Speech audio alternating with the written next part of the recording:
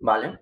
Quiero continuar con otra cuestión que también llamó un poco mi atención cuando leí tu obra, y es que al inicio, nada más empezar, estás hablando, bueno, cómo transformas los años a días, los días a horas, dices concretamente, y lo leo aquí, que lo tengo apuntado.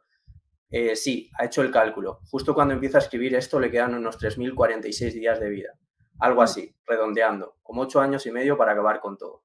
O algo así como 73.100 horas para encontrar la manera exacta de despedirse.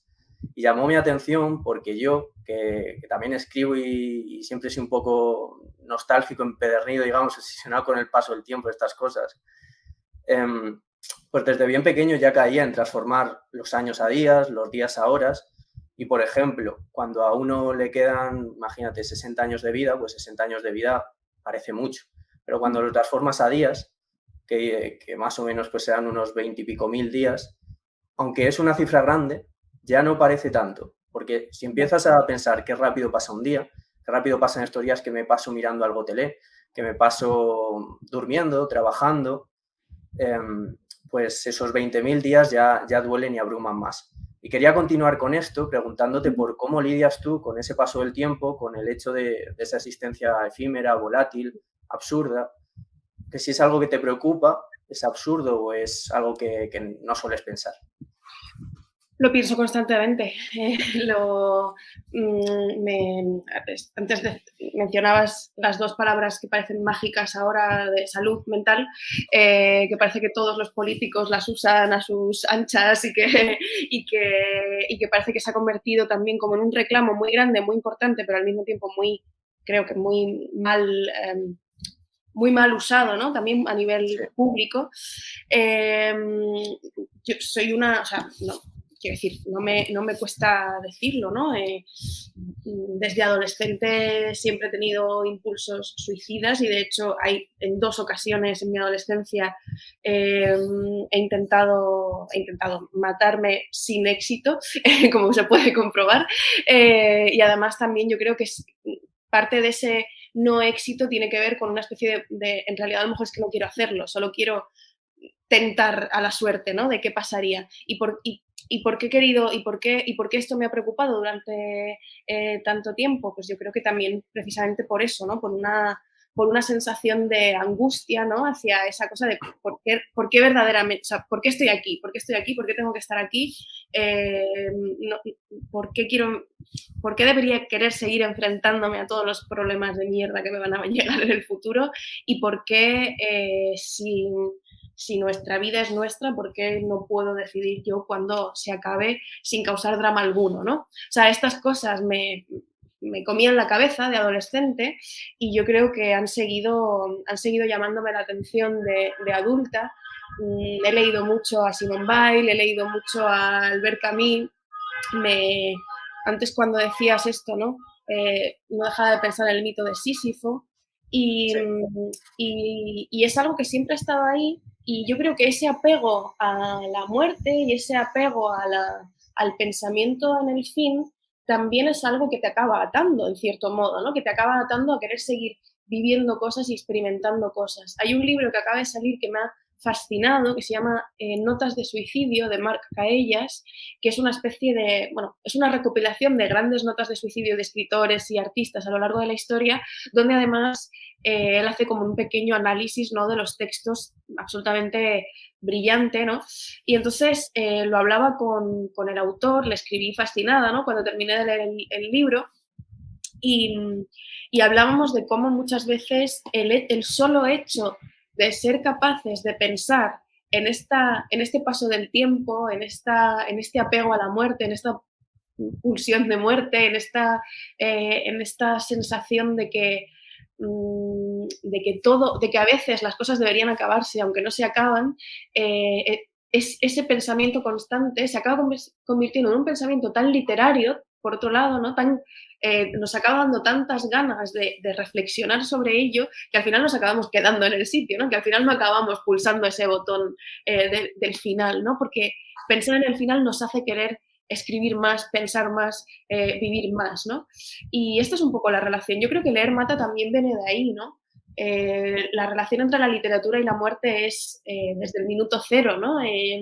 Escribimos o dice, o eso dicen sobre todo los escritores machos, ¿no? Escribimos para ser eternos, ¿no? Entonces, ahí hay una contradicción también, ¿no? Porque si queremos ser eternos, ¿por qué hablamos todo el rato de la muerte, ¿no?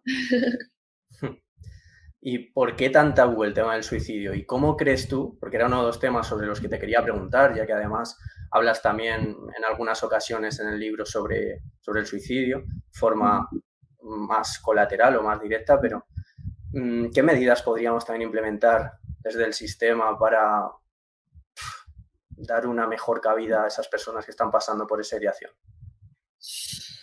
La verdad es que yo no podría atreverme a dar ningún consejo, desde luego, ni ningún, no tengo formación en ello y solo lo único que se me da bien en esta vida es recomendar libros, ¿no? Entonces, yo realmente he encontrado en los... Mira, precisamente volviendo al tema del periodismo, ¿no? Siempre se nos dice que hablar del suicidio en un periódico es contraproducente porque eso podría llevar a más suicidios, ¿no? La sola idea de mencionar la palabra muerte ya nos lleva a todos a a desear esa muerte, ¿no? Una especie de culo veo, culo quiero del suicidio, ¿no? Suicidio veo, suicidio quiero, ¿no?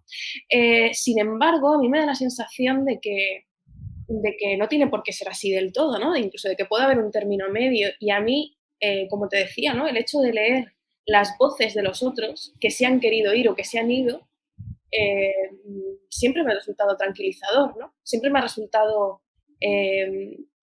siempre me ha querido dejar un poco más anclada, ¿no? A este mundo. No sé si precisamente por esto que decimos muchas veces, ¿no? De que ya ha habido esta identificación con el obra lector, ¿no? Ya ha habido otro que ha pensado esto antes que yo, ya ha habido otro que ha reflexionado sobre esto antes que yo, ya ha habido otro que ha sufrido esto antes que yo. Entonces, el hecho de leer ese sufrimiento, lo quiero o no, o egoístamente hablando o sea, pensándolo egoístamente, me libera un poco de ello, ¿no?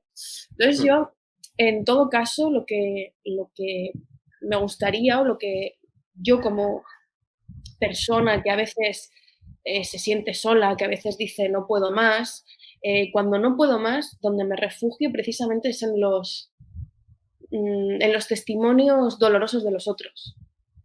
Hay algo de egoísta en ello, ¿no? Es como si este está tan mal, yo de qué me tengo que quejar, ¿no? Y casi te alegras, ¿no? De que otro haya sufrido antes que tú. Sí. Pero a mí me parece que eso es lo valioso también de la literatura y de las confesiones, ¿no? Que quedan en tantos libros, ¿no? Que quedan reflejadas en tantos libros, que a uno le puede tranquilizar, ¿no? O le puede seguir poniendo nervioso, pero al menos ha encontrado una compañía. Entonces yo no sé cómo decirle a alguien de 15 años en España que quiera quitarse la vida, que no se la quite. De hecho, no sé si es mi papel incluso decirle no te la quites, ¿no? Pero sí que puedo escribir o puedo facilitar una serie de lecturas que creo que del mismo modo que a mí me hicieron sentir acompañada y que me salvaron, como decía antes, a los 13, 15 años, pues a otras personas les podrían interesar también o les podían... Ya no es salvarse, sino sentirse acompañado. ¿Y nos podrías decir alguna de esas lecturas que a ti te sirvieron en su momento? También quería hacer énfasis en lo que has dicho sobre el periodismo, ese efecto llamada, ¿no? Que también se habla muchas veces desde la psicología a la hora de hacer divulgación. Pero es que no es así, o sea, realmente sí que hay que hablar del suicidio. O sea, es evidente que por mucho que no hablemos, es que incluso va en aumento, o sea, evidentemente eso no está funcionando de ningún modo. Lo que sí, claro, tendremos que tener cuidado en cómo hablamos de ello, pero hay que hablar de ello. Por supuesto, sí. Me recuerda un poco lo que está pasando ahora con lo de los pinchazos en las discotecas, etcétera, ¿no? Es decir, evidentemente hay que hablar de todas las violencias que se sufren, todas las violencias sexuales y todas las triquiñuelas que se utilizan, que los violadores utilizan para llevar a cabo ese acto, ¿no? Pero también es cierto que depende de cómo se hable, puede generar otro tipo de terror, ¿no? Y puede llevarnos a, pues de lo que se está hablando ahora, ¿no? Generar una paranoia de que ya ni siquiera vas a estar tranquila, ¿no? Cuando salgas a la calle, ¿no? Entonces sí, hay que ser muy cuidadoso con cómo se cuentan las cosas, pero también la literatura, esto es en el periodismo, que se supone que es información pues eso, ¿no? Para que uno pueda decidir qué hacer luego con esa información. Pero en la literatura hay como una libertad mucho más grande, el contrato es mucho más laxo, ¿no? O sea, un escritor es libre de poner cualquier barbaridad y de decir cualquier barbaridad, ¿no? Y eso también Sí, está bien, ¿no? Que haya un espacio de libertad como ese que nos da la creación. Em, pero yo, por ejemplo, algunas de las lecturas que me ayudaron mucho de adolescente fueron, por ejemplo, una biografía del hambre de Amélie Nothomb. Es una escritora belga bastante conocida, un bestseller en Francia. Aquí yo creo que lo tomamos como con una postura más literaria, pero en Francia es eso, ¿no? Está considerada una autora como de bestseller, ¿no? Absolutamente.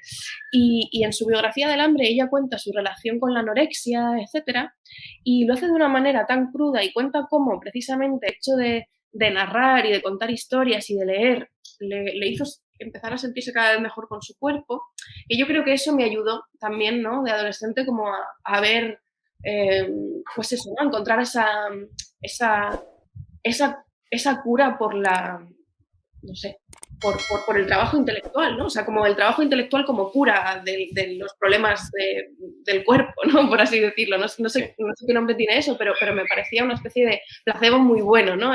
Para el resto de dolores, que lo intelectual pudiera curar todo lo demás, ¿no? Y esto lo encontré mucho en Amélie Nothomb. Y luego me obsesioné mucho también con el realismo mágico, o sea, perdón, sí, bueno, con con esos mundos mágicos, pero al mismo tiempo muy apegados a la realidad. Leí mucho a García Márquez en aquella época. Eh, esas historias de amor un poco perversas también me hacían pensar mucho. Era el hecho de pensar y de imaginar yo misma a través de la lectura y el de formarme yo opiniones a través de la lectura lo que me hacía también no apegarme a lo que me contaban los libros, sino querer yo opinar sobre lo que los libros contaban. Y luego también, pues, cosas un poco más cerdas, ¿no? Es decir, el hecho de sentirme malota leyendo a la generación Beat, pues ayudaba también, ¿no? Leer sobre drogas, leer sobre tal. Yo no me drogaba o sea, pasaron años hasta que me fumé mi primer porro, ¿no? Pero en esa época leer sobre gente que se drogaba me hacía también como tener ganas de envejecer y de ver qué cosas me daba la vida, ¿no? En ese sentido. Leer cosas sobre sexualidad, sobre, no sé, eso me daba ganas, ¿no? De experimentar. Experimentaba, o sea, sentía que experimentaba en la lectura, pero al mismo tiempo me daban ganas de estar viva para poder ver todas esas cosas, ¿no? Que los libros contaban y que a lo mejor yo en el futuro de mayor podría vivir.